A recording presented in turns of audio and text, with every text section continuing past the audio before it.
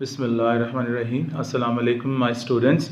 I have to start a new topic today, which is known as the work, energy, and power. Okay, so I shall not be doing this topic from the book. This is really lengthy there. So I'll be giving you these videos. You just watch them, and then we shall be trying the past papers questions. Okay.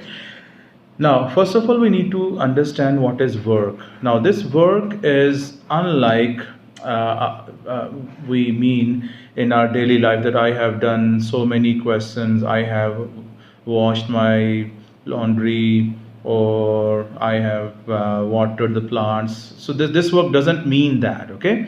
In physics, work means like, since we deal in the motion in straight line, so if there is an object over here, okay, suppose that there is an object A, so there is a force applied to it. Let's say there is a force 10 Newton applied to it, okay, and when this force is applied to it, this object, suppose, covers a distance of, let's say, 5 meters.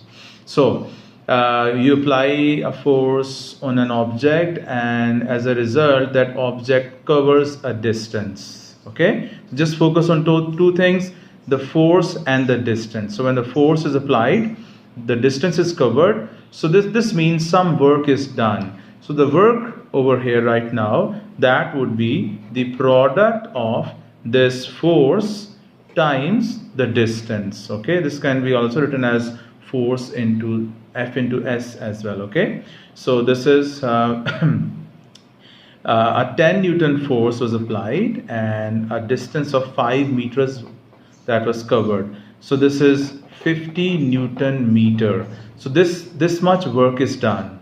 Now this Newton meter is changed with a unit which is called as joules. Okay, so this is 50 joules, this much. So joule, that is a work that is basically this joules. So with 50 joules, that much work is done when an object, regardless of what was its mass, or like, you know, whatever, a 10 Newton force was applied, and then 5 meter distance was covered. So that means the work done is going to be 50 joules. Okay, so we have the formula here, work that is equal to F into S, because this D, we have been using S for the displacement or for the distance, so we write it like this, F into S, that is the work done. Okay, now in our mechanics there are many formulas which involve this F into them, like we have F equal to ma, okay, and now we have work is equal to F into S, and then you have F equal to mu R, and like you see, this F is used in many of the formulas. So we should be very clear that what does this F mean, because if I just make you recall that F equal to ma, okay, when we had F equal to ma, so here this F was basically, this was the resultant of the forces. Okay, this F was the resultant of the forces. Now in this work formula, this F will not be the resultant of the forces, please remember. Now this F is the force that is being discussed. Okay, this can be the driving force, this can be the resisting force, or whatever force that is. So this is not at all the resultant of the forces acting on our object. Later on you will see that when we have the resultant of the forces, then what would that mean? Okay, so first of all we have the formula, work that is equal to F into S. Now again, see,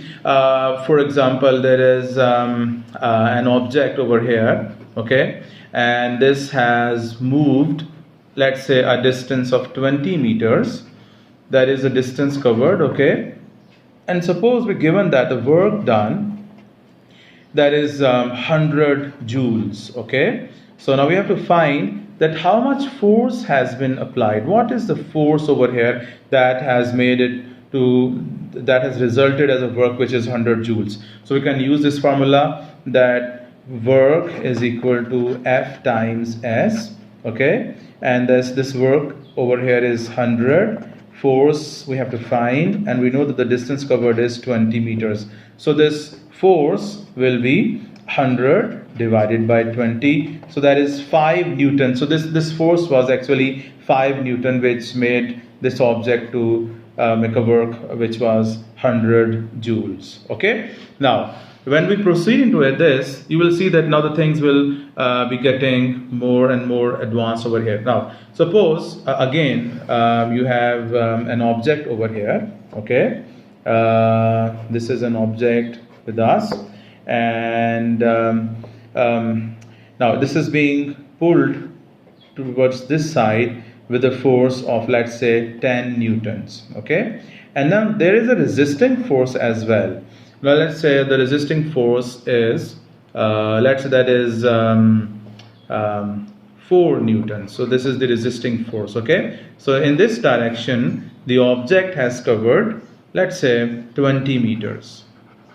Okay, now this is basically the driving force, the pulling force, and this is your resisting force. Okay, so if you want to find the work done by the driving force only, so that would be work done by the driving force would be the driving force times the distance. Okay, if you want to find the work done by the frictional force, so this is work done by the frictional force, resisting force, that is going to be the resisting force times the distance. Okay, so when we say work done by the resisting force, that should actually be the work done against the resistance. We must say that the work done against the resistance in this case. Okay, so you see that this work done by the driving force, since the driving force is 10 newtons, so that is going to be 10 times 20, so that is 200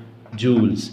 And the work done by the resisting, or work done against the resisting force, that is 4 times 20, and that is going to be 80 joules. Okay, now there is a term that is, we say that what is the net work done. Okay, the total work done, the net work, the total work. So that is going to be work done by the driving force minus work done by the resisting force. So you see that this is going to be 200 minus 80, and that is 120 joules. Okay, now there is a direct way of doing this, that if you find the resultant of the forces over here, you see that this is 10 newton the forward force and 4 newton the backward force.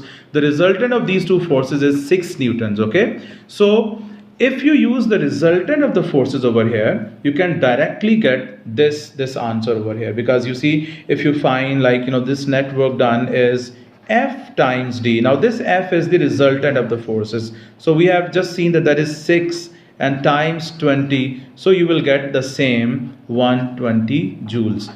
So that is the basic introduction of the formula of the work. Okay, so now in my next video I'll be adding some more things into it. Thank you very much.